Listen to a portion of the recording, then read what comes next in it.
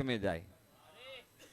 बोलो बिल्कुल वो हम मैं क्यों वन तो मार माते ते कोई धनी वेयो रा और वो तो क्यों बने राजेंद्र दास जी महाराज और कई किताब में लखेड़ो तो भागवत रा छठा स्कंद में लखेड़ो ले बोलो इन वास्ते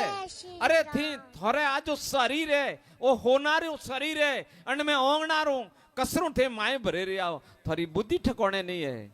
थारो आंखों ठकोने नहीं थारो मन ठकोने नहीं और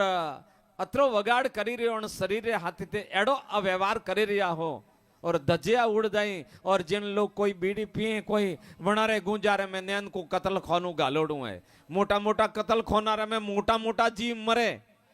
और नैन का कतल खाना नैन का जीव मरे कीड़ी मकोड़ी बोलो तूली पड़े नीचे जीवे के मरे तो मारवारा अधिकारो हो क्यों कटे लखेड़ू के जीव मारवारा अधिकारो तो अबे मारवार अधिकार नहीं तो तारवार अधिकार सेवारा तो अधिकार हो अपन मारवार तो अधिकार नहीं हो और इन बिसारी जो होना